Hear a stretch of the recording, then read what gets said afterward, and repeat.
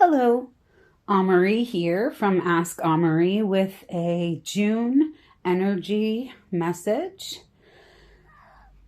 Just to recap where we've been at energetically, it's been a pretty intense window for a while now. We just had our eclipse season, our most recent eclipse season, come to a close on the 30th of May with our new moon.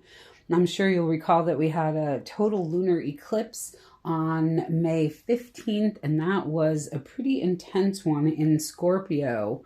I don't know about you guys, but it definitely knocked me for a loop, and it brought a lot of very intense energies to not only myself, but pretty much everyone around me, I found.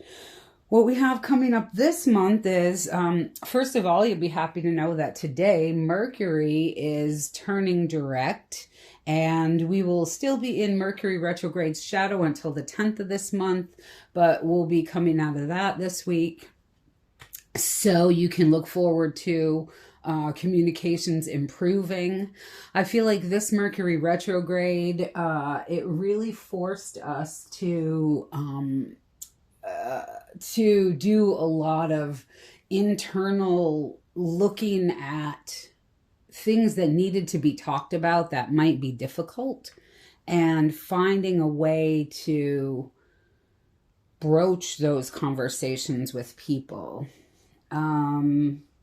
Let's see, what else did I want to mention? So our super full strawberry moon is at 23 degrees of Sagittarius, and that happens on June 14th. And that's also got a lot of intense alignments going on with it. I'm not going to get into too much of the astrology around that, but if astrology is something that interests you, I would recommend definitely looking into that a little bit more and finding out about all of the alignments that are happening. But what we need to know as lay people who are not really into astrology is that it's going to be energetically pretty intense. It's a super full moon, so that gives it a little more of an intensity to it. It's also, I believe it's aligned. What is it? I subscribe to Hair in the Moon Astrology's 5D report, which is pretty amazing. And she says that this is not a full moon, but a super moon, creating an energy vortex between the deep space points of the Great Attractor at 17 degrees of Sagittarius. The wavelength of the Creator and the galactic center are homing signal at 27 degrees of Sagittarius. So I don't know exactly what all that means, but it sounds pretty intense to me. So I think we can suffice to say that the energies are still going to be a little challenging this month. But the good news is that I asked Spirit what it was that we were surrendering this month. And this is the card that I received. Surrender, frustration. Frustration doesn't open any doors. The key to resolving a dilemma or dissolving a block is to take a breath, center yourself, and regroup so that you may approach the situation more calmly. And along with this card here, amble with contentment, waiting rather than acting is going to be most advantageous now. The message that came through for me, and also here, if you look at the tarot cards for this month, we've got the increscent moon, and the increscent moon is about, you're slowly building, you're honing your craft. The archetype for this month we got was the poet, and the poet is someone who doesn't put their words down without inspiration. So before you write a poem, you tend to really think about it. You tend to get into your heart space and allow yourself to drop down into that place where you're really feeling what you want to express, what you want to create. And our underlier this month is foundation and achievement, the Four of Wands, which, that is about creating a stronger foundation for ourselves, but not only for ourselves, also with those that we are in relationship, connection, and community with. The other thing that I wanted to point out was the surrender card here. At times we must surrender to the old before something new can enter our lives. Let go and all will work out.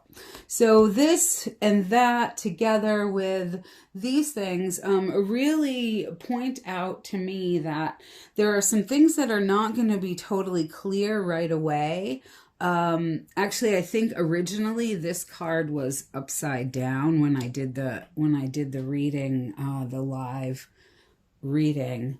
And what that indicates is that, some things are still up in the air that aren't clear, and that it's going to be a process this month of, not letting ourselves get frustrated by allowing ourselves to tap into our deeper selves, to really shut out all of the stuff around us that might be causing us to react rather than interact, or causing us to react internally in some kind of a way that feels uncomfortable.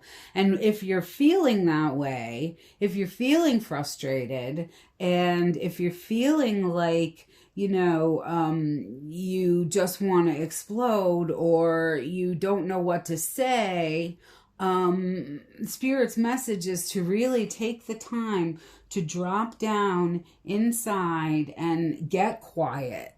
Let the noise and the frustration pass before you take action. Choose wisely which way you want to proceed. Because we have a few different choice points this month that are coming up that are major energetic choice points. One being Saturn is stationing retrograde tomorrow. So that's going to be energetically bringing a slowing down of the things that we want to bring to fruition. And I know that can be very frustrating. I know that personally, I have felt like, all last year was hurry up and wait. It was like, okay, we're gonna, wait, no, wait. And I feel like this year has been a lot. The energies each month has just been like its own flavor of very intense stuff. And so something to keep in mind is that on a larger scale, 2023 is, it's been since 2008 that we've been going through this major cycle, which again, I'm not going to get too deep into. I am not an astrologer, but it's coming to an end in 2023. And that is going to really open things up. When Pluto moves into Aquarius, it's going to start to move into Aquarius. We've had a couple of brief tastes of this, but until it happens fully, we've got this like feeling of like we can move forward with the energies, but no, we have to go back because it's still, we're still being participating in this process of undoing a lot of old stuff. We have been since 2008 in a collective process of pulling up and out all of the crap that we are no longer willing to tolerate as a collective. We made a cry for change and the universe listened. And as a result of that, we are doing a lot of karmic work as a collective and on an individual level. And wherever you're at in that scale, that depends on what's going on in your individual chart with your planets and your own life and your own process. But as a collective, this is a big thing that we've been undergoing for a number of years, and it has just continued to escalate, and it's not going to be over immediately in 2023, but I think things are going to really start to shift next year. Meanwhile, we still have 6 months left to this year, and here we are in June, where I feel like it kind of some things just came in as a big surprise, and I think that a lot of things that also came in with this month are things that we have been needing to address or wanting to address, but we're unable to address. And so we've gotten to the point now where we really have no choice. You know, the time is now. The Wheel of Fortune here is telling us, you know, this is karmic stuff that we have to deal with in order to be able to move forward and to be able to come to the place where we can really create that thing that we really want to create so badly. So if you are feeling frustrated and feeling like things are not speeding up in the way that you would like or coming to be as the way that you would like, please do keep in mind that this is a process that is a means to an end, and that for this month anyways, by the solstice, which is the 21st of June, when we move officially into summer here in the northern hemisphere and winter down below in the southern hemisphere, that brings another energetic shift. And by that last week of June, things are going to start to speed up more. And I haven't looked into July too much, but I get a sense that from June, from the solstice through to the end of the year, there's going to be a quickening that happens. We're going to be called into action, and, you know, we're going to have to continue to be strong, because there's still a lot of stuff that's coming up, and that's not going to come to an end soon. I know a lot of us are completely exhausted by all of the stuff going on in the world, and it's been such an intense few years, but even longer. And all I can say to that is that I truly and wholeheartedly know and believe that it's all a means to an end, and that even though there's still a lot of hurt and pain and loss and fear out there, that it is bringing things to light that will ultimately create something that serves more of us. And I've been getting that message myself for at least a decade. And sometimes it's hard to believe it, but I really do. I really do believe that's where we're at, individually and collectively. And as I said, individually, we are able to, we're not, sorry, individually, each of us is in our own place in that process. And some of us have done a lot of the work already and are in the stage of what a lot of people refer to as New Earth, or the new energies, where even though we're still connected to and a part of everything going on outside, and we still have the challenges that come, it's on a different, I don't know what I'm trying to say here. I kind of got away from myself there. So let me just present you with this, and then I'll go from there. Because there was something I started to say, and then I totally lost it. So this is Kaladara, and this is one of the many aspects of Kali. And Kali is the divine feminine, who is the great mother, the destroyer, and the giver of life. And I have been working with her energy quite a bit since I got this deck. I actually have the larger version of this, and this is the mini deck. But what I want to read to you is the little message on the back, which is, when hope is lost and a way forward cannot be sensed, Kali's love will find a way. If the path does not yet exist, then it shall be created. If you cannot see or feel how you can move from where you are to where you want to be, Kali's wisdom and grace will manifest at the perfect time and provide what is needed. And I just love that message, because I truly do believe that nothing that is meant for me can pass me by. I remember reading that quote a while back, and it brought great comfort to me, because I truly do believe that's true. I think that if there's something that I think I'm supposed to be doing and or receiving or manifesting or experiencing, and it doesn't happen, I have learned to trust enough in the process that I can recognize that, okay, that wasn't for me then. And whatever reason may be, I may or may not know.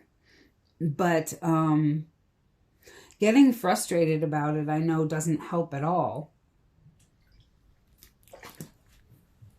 Sorry about that. I had to take a little drink.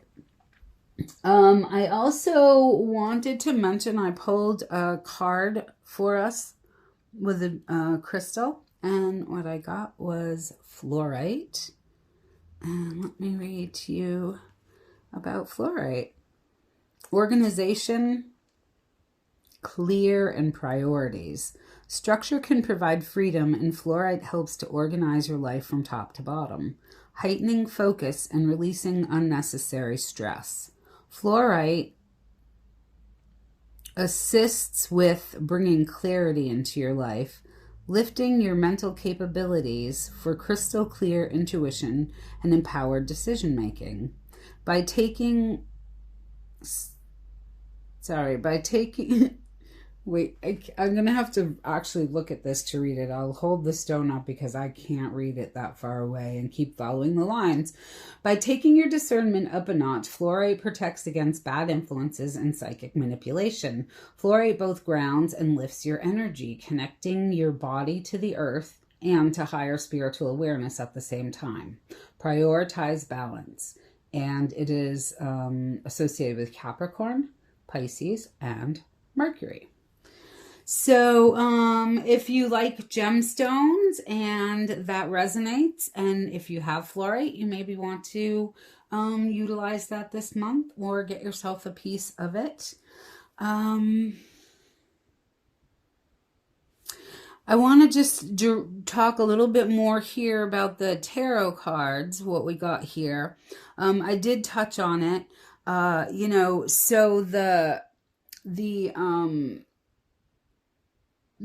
Five of Cups here, emotional loss. I love how in the camera it's glare. This is the only card that's glaring, and it's this light, right? And if you notice, even though the card is about loss and disappointment, the message of the Five of Cups is that we get the choice to focus on what we've lost or focus on what remains and what opportunities lie available to us that we may not be aware of. So by focusing on the light, instead of letting ourselves spiral down into the depths of whatever that emotional loss we're feeling is, then we are empowering ourselves to figure things out that we may still be confusing, and get ourselves so that we're more on track. Again, this card talks about, how what we're experiencing is part of our karma, is part of our destiny. It's something that we came here and agreed to go through. So if we are able to allow ourselves to recognize that what's happening is not happening to us, but happening for us, and then seek for the reason by which it is happening, then we clear clear the energy that we're dealing with, and then things will accelerate and begin to move forward so that we can get a handle on what it is that we most want to create in the world. We can write our poem, and your poem may be a beautiful love story. Your poem may be a tragedy. Your poem may be, you know, building a home, anything. And the idea of it is whatever stirs your heart and your soul. And if you're not clear on that, Spirit wants you to go deep and to ask for direction. You have a lot of energies around you. Whatever your personal energies are, that's whatever you resonate with. For me, I connect with the archangels a lot. As I mentioned, I've been connecting with Kali's energy, which has been incredibly powerful for me in the last several weeks since I got those decks. I also have a deck with Ganesh that, for those who are familiar with Ganesh, you will know his energy is very loving and lighthearted, and Kali's energy can be a little more intense and deep. But I find that whatever energies call to me that day are just what I need. It's just what I need. So allow yourself to be called by what is calling you, you know? Allow your creativity to come up and out. And know that you don't have to act until you're ready.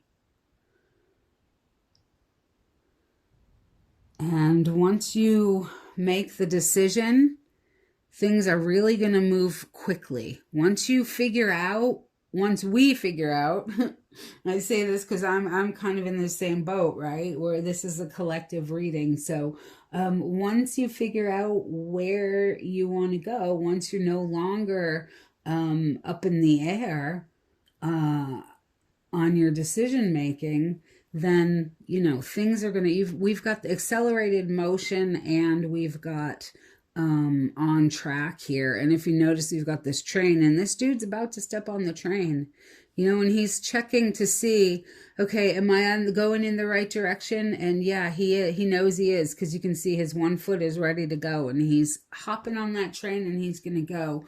And the Ace of Wands is really about that, you know. So having the Ace and the Eight of Wands, that to me definitely indicates that, as I said, I'm guessing around the solstice, maybe a little sooner for some, maybe a little later for others, things are going to start to just quickly move. So trust the process. Don't let yourself get frustrated. Stay strong. And don't forget to call on those who can support you, whether that be your physical human people or that be your guides, your higher power, whatever resonates with you. That is there to help you. And by calling on the strength of all of that, a lot of us have animal guides too, right? I love this card. Isn't that beautiful? Yeah, they're there to help us. So amble with contentment. Don't let yourself get frustrated, and know that you are moving even if you feel like you're staying still. All right. I hope that is helpful for those who hear it. And if you have any thoughts, comments, or questions, please do let me know. I love feedback. And if you're interested in a private reading, reach out to me and we can figure that out. All right. I love you all, and have a beautiful day. Thanks for being a part of my journey.